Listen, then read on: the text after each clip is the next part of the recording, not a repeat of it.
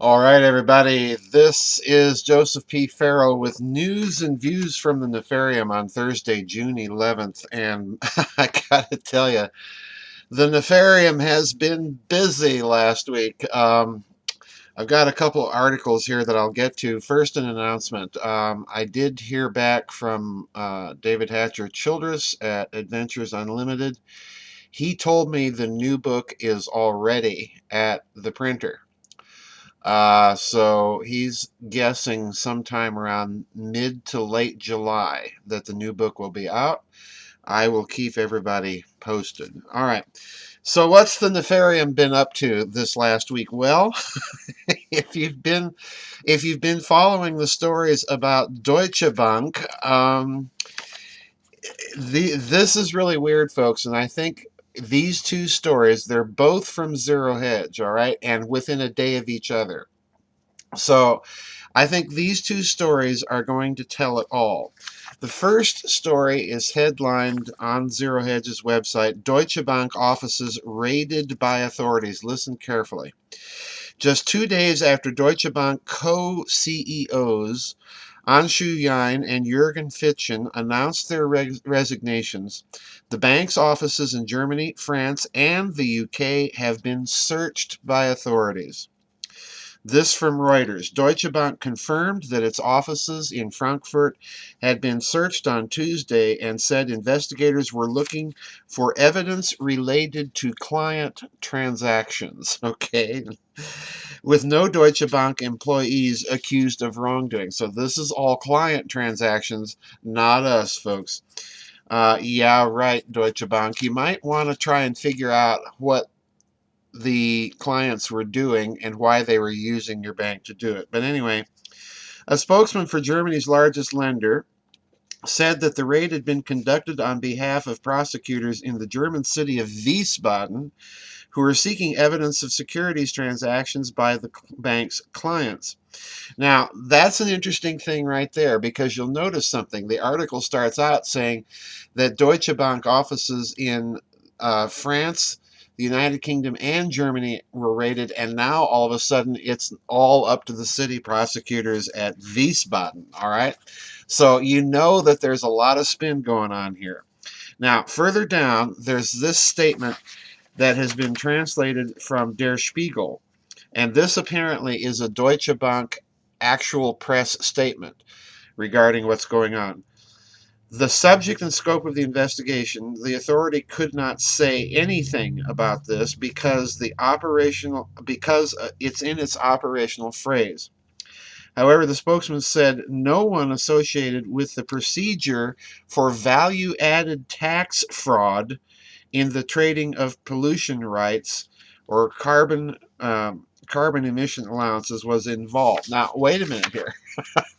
So, in other words, it has nothing to do with the collection of value added tax, and it has nothing to do with carbon and other sorts of weather derivatives. Now, listen to this. Over the past several years, Deutsche Bank has paid out some $9 billion in connection with the legacy litigation and may settle with the United States Department of Justice in the coming months over the bank's role in selling shoddy mortgage backed securities in the pre crisis years. And then a number of regulatory and law enforcement agencies globally are currently investigating us. This is Deutsche Bank talking once again in connection with misconduct relating to the manipulation of foreign exchange rates. The extent of our financial exposure on these matters could be material, and our reputation may suffer material harm as a result. And then, a little later, yet another statement from Deutsche Bank. Regulatory and law enforcement agencies in the United States are investigating whether our historical processing of certain U.S. dollar payment orders for parties from countries subject to U.S. embargo laws complied with U.S. federal and state laws. So there you have it.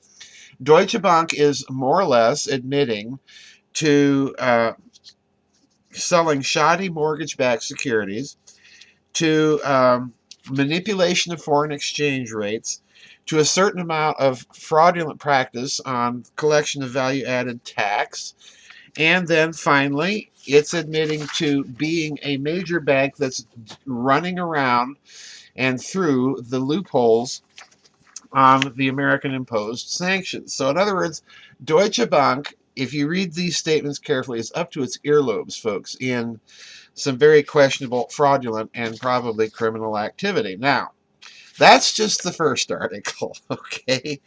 Now we go to the second article a day later, all right? And this one is titled Deutsche Bank Head of Asia Pacific Equities Loses Control of his $580,000 Ferrari and kills an innocent bystander. So let me start here with this article. It starts out, as recently as several months ago, the financial press was surprised when a wave of Deutsche Bank employees, particularly those in the bank's legal department, decided to take their own lives.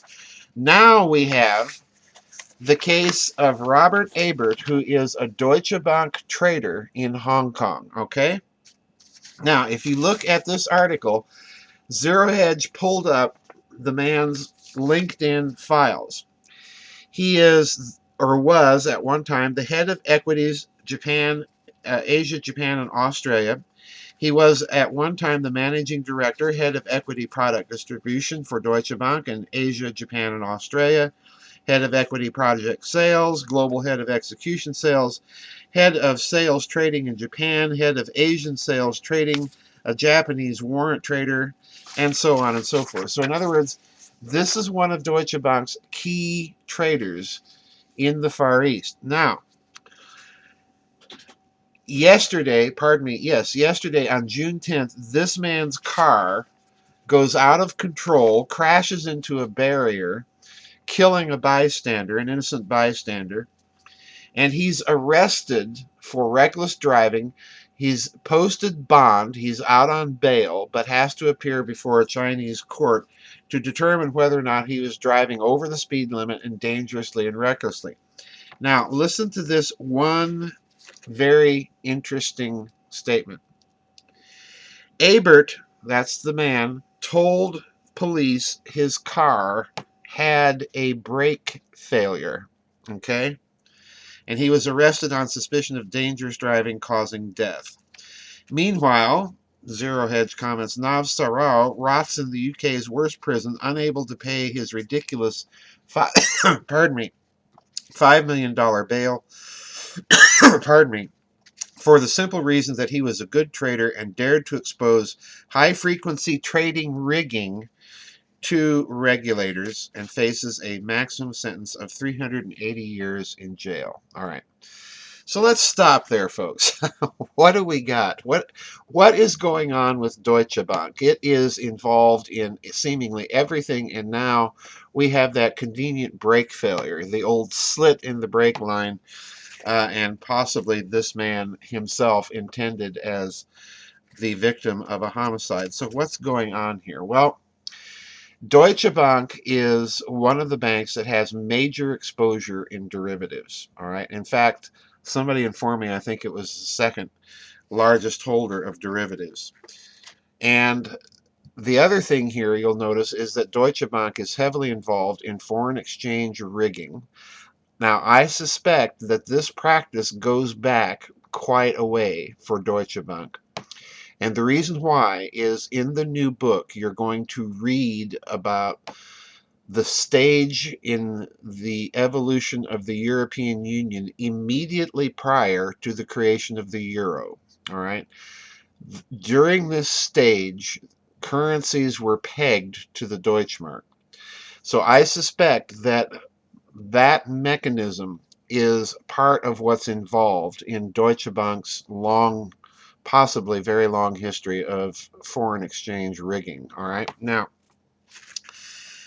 the other thing I suspect here is that what we're looking at, very possibly in Deutsche Bank's case, and this is why I think we have to watch any further stories coming out, not only from Europe, but about this bank all over the world, because it is, after all, Germany's largest bank. It's one of the world's largest banks. And we need to watch it very carefully. I suspect that if you look at all these activities, foreign exchange rigging, fraudulent practice in the administration of carbon dioxide allowances, carbon emission allowances, fraudulent practice in the collection of value added tax, foreign exchange rigging, and, as this last article mentioned, high frequency trading.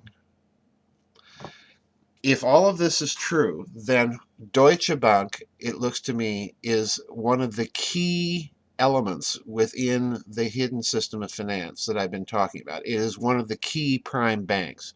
We know what some of the others are, but this is now a bit of an indicator that this bank is one of those prime banks involved in the hidden system of finance, because all of these mechanisms can be used to suck a vast amount of cash out and liquidity out of the public system and into a private one. All right.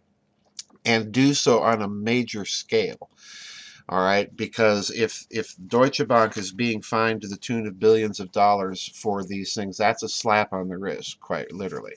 So we're looking at something that is exposing this hidden system of finance.